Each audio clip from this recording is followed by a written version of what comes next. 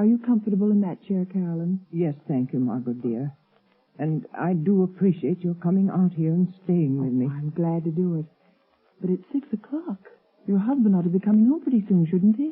He phoned just before you got here and said he was starting. He seemed very agitated. Oh, he's a strange, unaccountable man sometimes. There are things about him I don't seem to understand. Yes, I know, dear. He has the car, I suppose? Yes, he's driving. He's probably on his way now. I've got to think of something. I know. We leave town. You're driving rather recklessly, Sneed. You again. I'm going to haunt you. Try to forget that I'm here in the rear seat, if it annoys you. No, don't look under the seat. If I could only see you, get my hands on you, I'd show you how much it annoys me. Shut up. I'm the voice of your conscience, Sneed. Perhaps you have a conscience.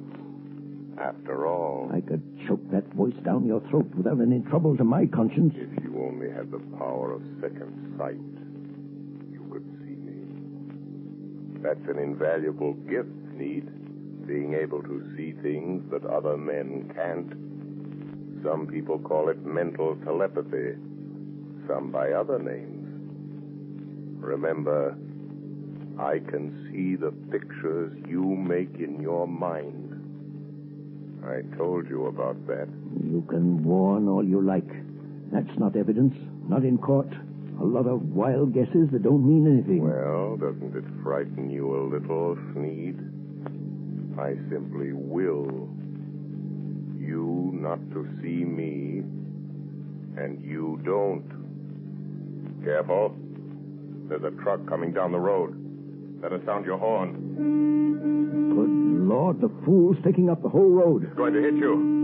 Look out. It's gone. There wasn't any truck there. No. I willed you to see it. And you saw it. No truck at all. Just hypnotism. Gosh, I'm having hallucinations. But that's the way to dispel hallucinations. Drive straight through them. Be careful. We're near your house. And this old mill road is tricky. What about it? Look, Sneed. There's a man in the road ahead of you. There is, eh? Really? Why, it looks like one of your two pals that called on you today. I knew he would be here, Sneed. Really? You're going to hit him if you don't watch out. More of your hallucinations. You think that I'll believe you again, don't you? Well, I won't. Look out. I hit him. This time, it was no hallucination, Sneed. He was in front of you.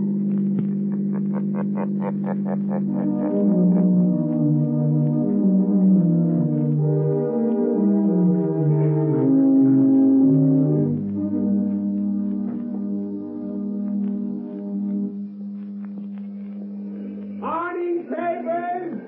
Morning papers! It's convict Spike Cullen found dead last night on the old mill road. Spike Cullen, wanted by the police, found dead. Here, son. I'll take one. Hey, sir. What's it all about, Lamont? Found dead on Old Mill Road. But that's out of the Sneed's place. Yes, I believe it is. Notorious criminal struck by automobile and killed. He was certainly struck by an automobile. I wonder if Sneed knew anything about it. He acted very strange when he got home last night. Strange? What way? Well, he was pale and shaky, and he hardly seemed to know I was there. He told Carolyn that he'd had a message from out of town, and they'd have to pack and leave. Oh, did he say when? Well, they thought they could get their trunks and things ready by this afternoon sometime. You're not going to let Carolyn go with him, Lamont? Not if I can help it. Let's see. A little after 9. I imagine Commissioner Weston is rather startled by the morning's news. I think I'll have a word with Commissioner Weston.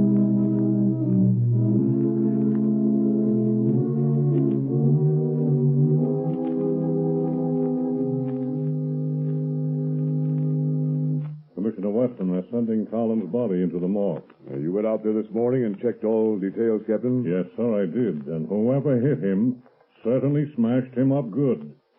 His face was all out of shape and couldn't recognize him. But we found these in his pocket. Now, let's see. A letter from his girl out west, looks like. Insurance policy.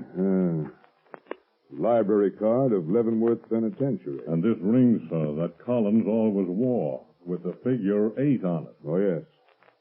Well, it's a good job done, whoever did it. Tag that stuff and file it. Yes, sir. Let me know when the wagon gets here. Yes, sir. Police Department, Commissioner Weston speaking. Good morning, Commissioner. This is your good friend, the Shadow. Oh, yeah? Well, what the blazes do you want? To be of a little assistance, as usual. Yes, I see. I'm getting tired of this rigmarole, though heaven knows things happen when you phone. And what's the assistance today? Why didn't you investigate the ghost that haunts Sneed House, Commissioner, on the Old Mill Road? Well, you missed up on that one, Mr. Shadow. I don't put much stock in ghosts, but we went out there and checked up, searched the house. There's no evidence. No. Go again today, Commissioner. And this time, I think you'll get your evidence.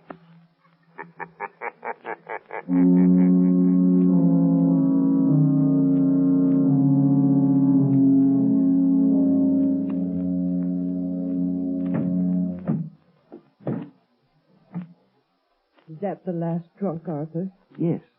The expressman won't be here until 4. Another hour yet. Why don't you go up and lie down a while, Caroline, Yes, I will. Try to sleep a little now that it's daylight. You told the milkman we wanted to pay him. He's coming back before we leave. Good. Well, that must be him now at the back door.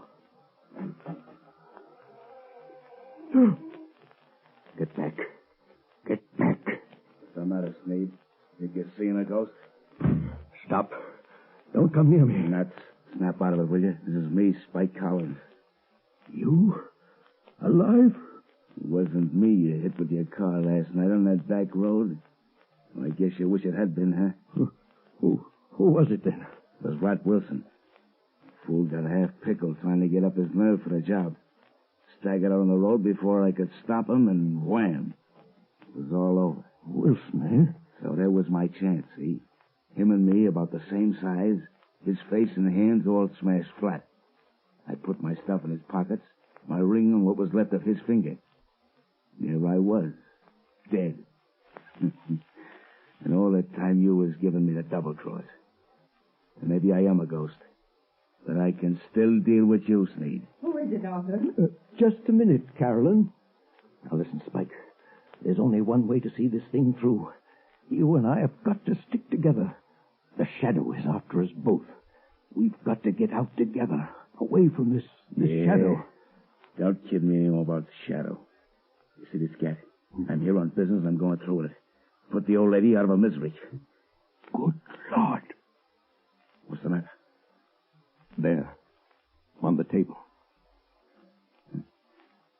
Nothing but a torn playing card. The ace of spades, or half of it. You've got to stop it, Spike. You've got to stop. Arthur, what's the matter? Who's this man? Carolyn, this is a friend of mine. A friend? Sure, a friend. But I don't understand. The pistol, Yeah, that's my way of doing business, lady. Your husband does it different. He's been scaring you to death, ain't he? Making you think the place was haunted. You know how he always does it? Stop it, Spike. He used to be an electrician, see? He rigs up a sort of electric sound box with a remote control switch. He usually puts the switch over here by the door. Yeah, here it is. what's it all about, Arthur? The ace of spades. The end. Death. When he turns the switch, you hear the ghost dance. All you have to do is turn this knob. That's the way it works, lady. But I hear it. Arthur, I hear it. Turn that thing off, you idiot. What? I haven't turned it on. You haven't. Then what's making those sounds?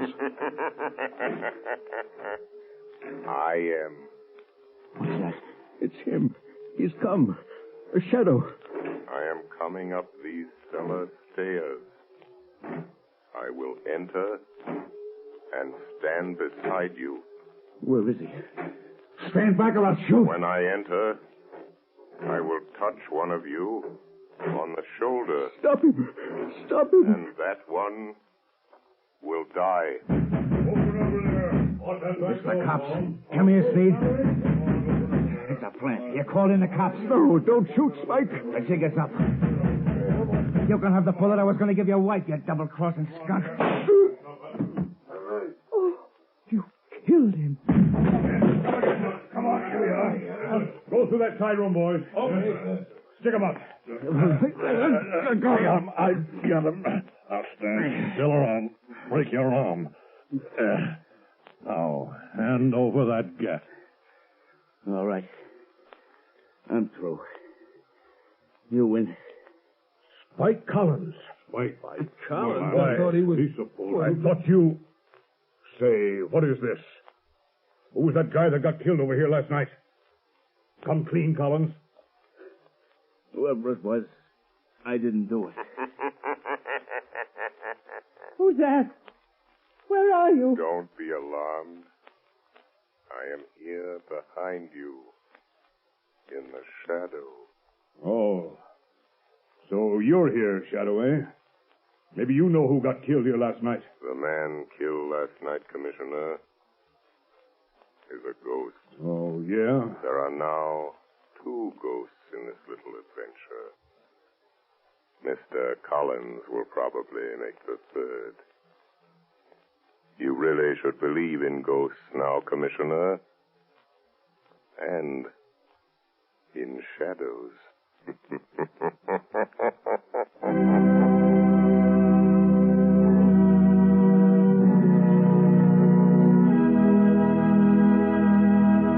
And now, before today's adventure with the Shadow comes to a close, John Barclay, Blue Coal's own heating expert, is here to give us another of his practical talks on automatic heating. Ladies and gentlemen, Mr. Barclay. Good evening, friends. In former Sunday night talks of mine, I've shown you the importance of having the temperature of the home properly controlled with the Blue Coal automatic heat regulator. That is, in terms of health and convenience. Now, tonight, I'm going to give a third important reason for automatic heating: economy. Most authorities will tell you that the proper degree of heat in the home is 70 degrees. Naturally, you can't by hand keep your fire from giving off more than 70 degrees of heat, but the Blue Coal automatic heat regulator can and does. But here's how that saves you actual fuel dollars. Heating engineers have discovered that for every degree you raise the temperature above the desired 70 degrees, your fuel goes up in cost 1.5%. So you see, friends, by automatically shutting off that heat, that extra, wasteful, unhealthy heat regulator automatically saves on fuel costs. Why not investigate this Blue Coal heat regulator further? Ask your local Blue Coal dealer to give you a demonstration. The cost is only $18.95 plus a small charge for installation. You'll find it well worth every cent of that and more. Moreover, if you have any heating problems, discuss these also with your Blue Coal dealer. He is the best informed heating authority in your community, and assisted by his John Barclay trained serviceman, can, I'm sure, help you save money and have a more comfortable home this winter. This service is free. It costs you nothing. Thank you.